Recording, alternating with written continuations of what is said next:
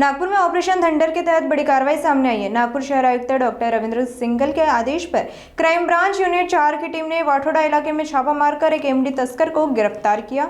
आरोपी के पास से 10 ग्राम MD drugs और एक मोबाइल फोन जब्त किया गया है। जानकारी के मुताबिक आरोपी स्वामीनारायण मंदिर के पीछे खुले मैदान में एमडी की छोटी छोटी पुड़िया बनाकर बेचने की तैयारी में था। कार्रवाई वरिष्ठ अधिकारियों के मार्गदर्शन में की गई। मामले में एक अन्य आरोपी फरार बताया जा रहा है, जिसकी तलाश जारी है। पुलिस आगे की जांच कर रही है।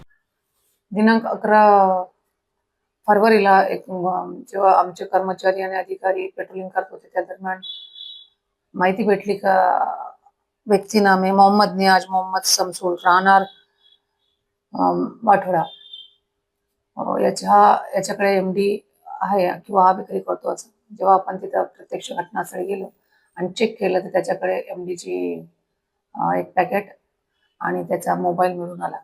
त्याला चेक केलं असतं ते आणि त्याला सविस्तर विचारलं तर त्यामधलं पाहिजे आरोपी आहे आरोपी फैजल शेख आहे, राहणार शिवनगर वाठोडा हा पण आहे, हा पाहिजे आरोपी आहे।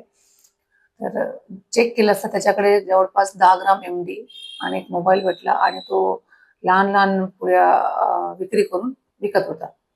ही संपूर्ण कारवाई माननीय CP sir doctor Ravindra Singhal sir, joint CP sir Reddy sir, crime sir Shri Pardeshi sir, DCP Shri Makane sir, ACP Shri Patil sir यांच्या मार्गदर्शनामध्ये युनिट 4चे संपूर्ण स्टाफने संपूर्ण अधिकारी श्री बारंगे, श्री अरवेली आणि संपूर्ण स्टाफ आणि त्यामध्ये महत्वाची भूमिका एएसआय नाजीर शेख यांनी बजावलेली आहे आणि पुढील काम सुरू आहे।